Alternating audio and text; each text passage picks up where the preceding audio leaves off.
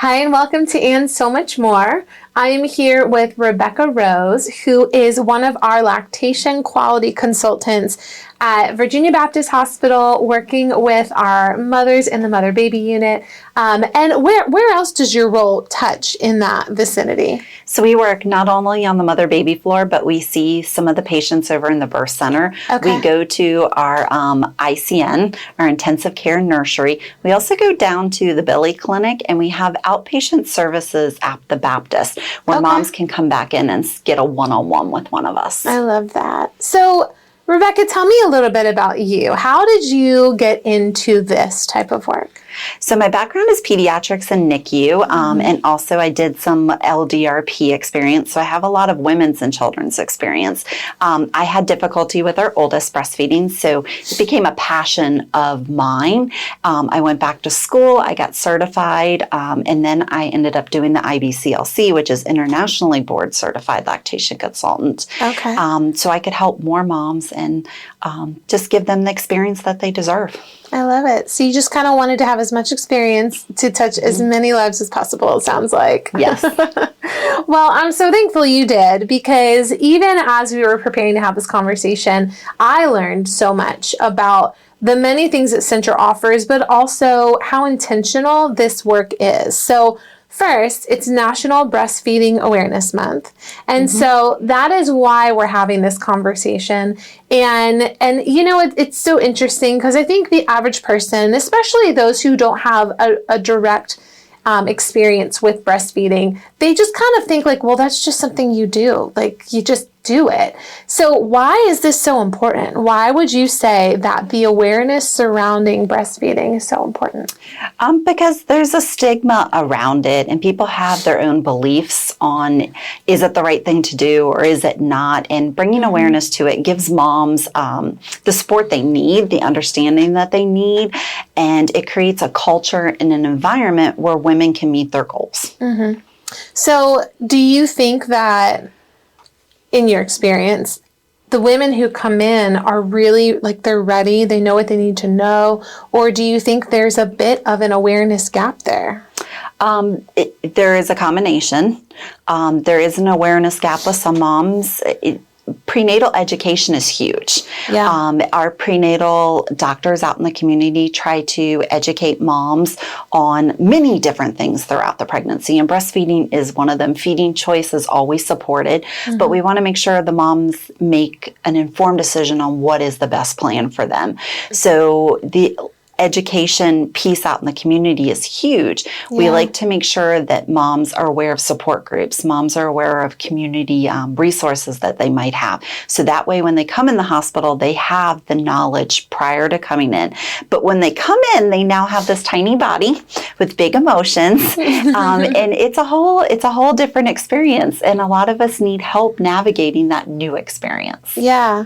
And I love what you said about just that every journey is different, and that you just want to make sure that they have all the information to make the best decision for their family, because there are a lot of options. But something that I have just learned is that from a Centra standpoint, as a baby-friendly hospital, what would you say our primary stance is? Our primary stance is to support moms in the journey that they're in. We like to make sure that they have all the knowledge, that they know the benefits of breastfeeding. And if they want to formula feed, we are going to support them in their journey, whether they want to formula feed, mix feed, or breastfeed. But we do want to make sure they make an educated, informed decision. Yeah. So let's talk about why breastfeeding is such a great option. So there are so many things that come along with it, so many benefits for the mom, so many benefits for baby. What would those be? Moms that breastfeed are less likely to have female cancers. They're less likely to have type 2 diabetes later in life. They're less likely to have heart disease. Not only is their milk always there, it's the perfect temperature, but it's also free. Okay? So that's a huge benefit. That's a very big deal. It's true. It's true. I know you also talked about just some of that, like, emotional side of things, the bonding that can happen there. And I know that, you know, there's a lot that's done to kind of encourage that bonding experience with mother and baby and with father and baby. And so breastfeeding is a part of that. Let's talk about a little bit how breastfeeding is a part of that and then some other things that we do. So the first hour after birth we call the golden hour. It's when mom and her partner and baby get to bond together. We want to initiate skin to skin right away. Mom's milk's triggered with the most hormone release within that first hour. So baby being on mom's chest, mom and baby getting that bonding, her partner being there to bond with them. That's huge. It's huge. And usually babies are able to latch on within the first hour, which initiates that cascade for her milk to come in sooner. Okay. So you were sharing how there are some recommendations for breastfeeding. And I know, like you said, every journey is different, but what are those recommendations that Centra follows? Okay, so the World Health Organization recommends, and so does the CDC, the Academy of Breastfeeding Medicine, and the Academy of Pediatrics, that you exclusively breastfeed for the first 6 months. After 6 months is where you would start complementary food, and they recommend that you breastfeed for 2 years. So let's talk a little about that. You kind of mentioned that there's so many benefits that come with that.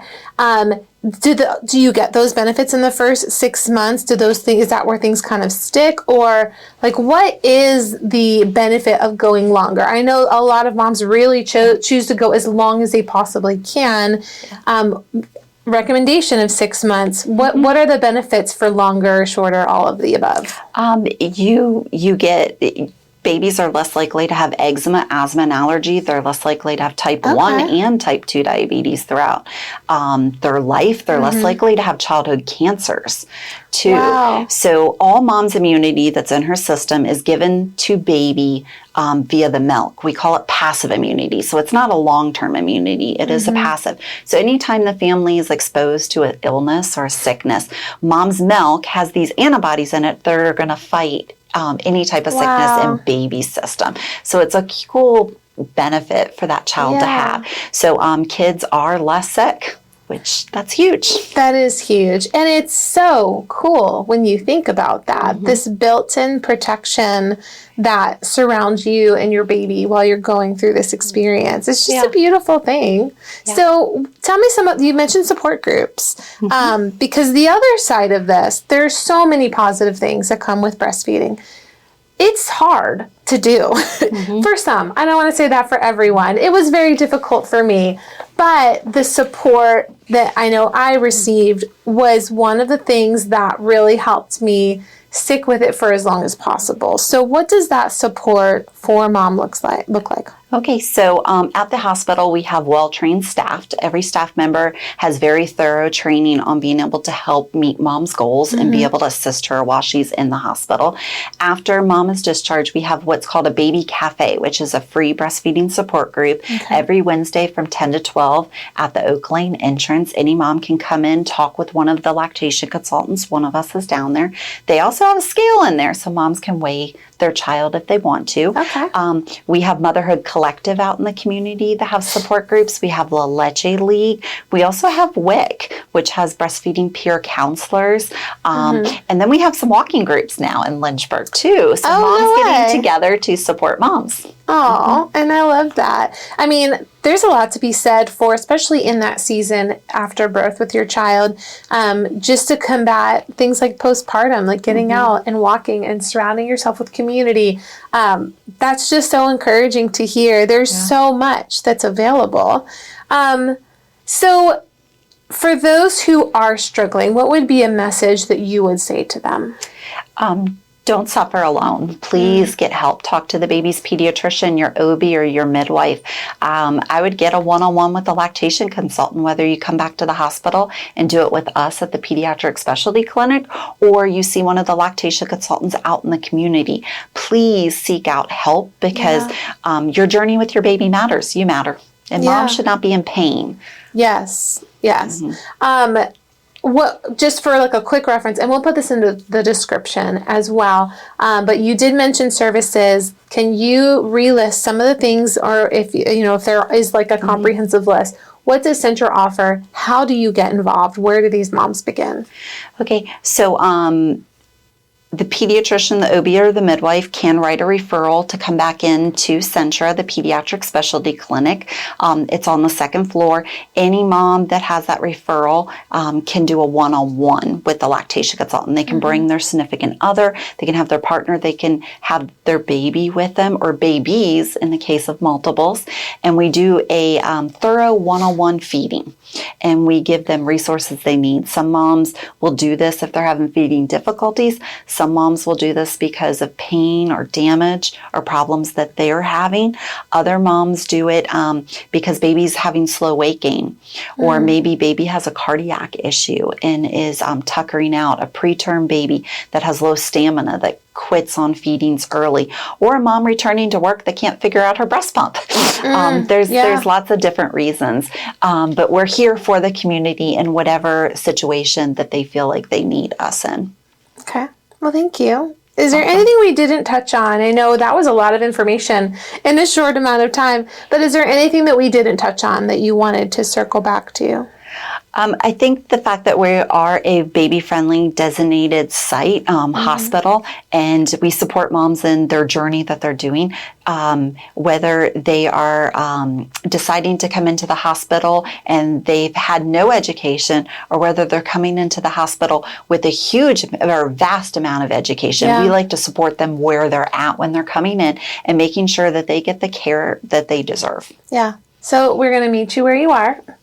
And I do believe that Virginia Baptist is known for a safe and a welcoming space to come and have your baby. And I think that is something I do want to communicate, that it's a very special thing to be able to send people somewhere and feel really good about where you're sending them. I did want to ask, and I know that we're kind of at the end here, but you talked a little bit about, before we started, just the way you all approach care and the research that is being done, the data that is being collected, that is helping you not just give the best care right now, but to pay attention to what is happening and adjust care when necessary. So can you talk a little bit about that? So Baby Friendly is having us pull all of our data, not only that patients deliver, but we're separating it for mom's ethnicity and her race to see if there's intentional bias or unintentional bias. So everything that we're turning in now is being broken down so we can see trends. There's times where you can make a bad choice, but there's also times you could be making a bad choice and you really don't know what you're doing. So when you separate vaginal births or C-sections, breastfeeding initiation, or feeding initiation, skin to skin initiation, babies that are supplemented, babies that are rooming in or taken away or not rooming in. When we start separating it by race and ethnicity, you can see trends. And then we will take that data, go into quality, discuss it as a whole, and how do we move past it to make this more equal? Yeah. So you want to make sure that every mom that's coming in here is having the care that is best for them. That is incredible. And you know, this baby friendly designation that we have, I know we shared some information on our social channels, and please go check that out. But it's also broken down on our website because it is a very special thing for the moms in our area, for the babies in our area. And thank you for being so educated on it, but also for helping us learn a little bit as we are, just trying to support the moms in our area. So, you are so knowledgeable. Thank you for coming on and sharing that with us. And thank you all for joining us on And So Much More. Thank you. It's a privilege.